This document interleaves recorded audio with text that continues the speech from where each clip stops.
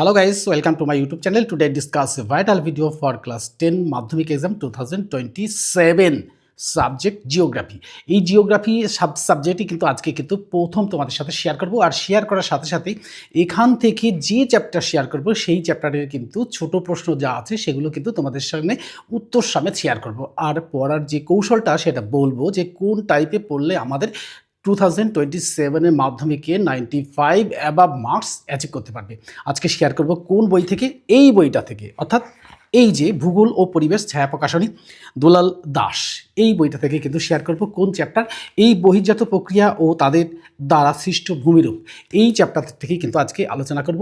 কিন্তু আলোচনার শুরুতেই আমি বলবো যে আমাদের এই ভূগোল পড়ার জন্য যে বিষয়গুলো মনে রাখতে হবে, অর্থাৎ বিষয়গুলো হচ্ছে যে পড়ার যে টেকনিকগুলো, সেই টেকনিকগুলো একটু জানতে হবে। অর্থাৎ ভূগোল মানেই বুঝতে পারছো যে ভূগোল কিন্তু কোনো অতীতের ঘটনা নয়, অর্থাৎ এই ঘটনাগুলো কিন্তু প্রতিনিয়ত পরিবর্তনশীল, আর এটা কিন্তু সকল বিজ্ঞানের জননী। তাই এই ভূগোল পড়ার আগে আমাদেরকে একটু প্রাকৃতিক সম্পর্কে জানতে হবে।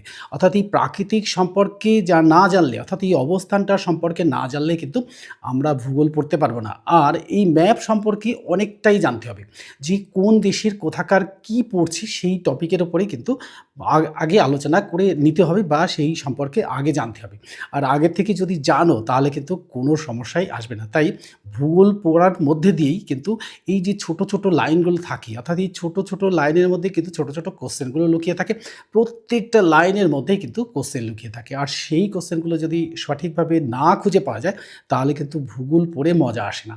তাই বছরের শুরুতেই আমি বলবো যে অন্য সাবজেক্ট যেমন শুরু হয়েছে এই দ্য লার্নিং চ্যানেল থেকে, এইখান থেকে কিন্তু যে ভূগোল, ইতিহাস, বাংলা, ইংরাজি এবং লাইফ সায়েন্স সবকটাই কিন্তু শুরু হয়ে গেল। আজকে দিয়ে কিন্তু ভূগোলটা প্রথম শুরু হলো। তাই বছরের শুরুতে তোমাদের সামেটিভ পরীক্ষা কিন্তু খুব সামনে, অর্থাৎ এই যে সামনেই একেবারে, তো সামেটিভ পরীক্ষা ঠিকঠাক দেওয়ার জন্যই কিন্তু আমি তোমাদের এই প্রথম চ্যাপ্টারটা নিয়ে বসছি।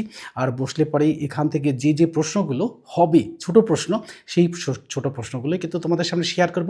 আর শেয়ার করার সাথে সাথে তোমাদের ফার্স্ট সামেটিভ তথা টেস্ট এক্সাম তথা 2027 মাধ্যমিক পরীক্ষার প্রিপারেশন কিন্তু শুরু হয়ে যাবে। তাই আমি বলবো আর বসে না থেকে আমাদের চলে আসতে হবে, বসে পড়তে হবে। অর্থাৎ যার কাছে যে বই আছে সে সেই বইটা নিয়ে কিন্তু বসে পড়বে। বসে পড়লে কী হবে না, বসে পড়লে লাইন বাই লাইন পড়ার সাথে সাথে কী হবে না, সেখান থেকে যে প্রশ্নগুলো হবে সেগুলো দাগিয়ে নিতে পারবে।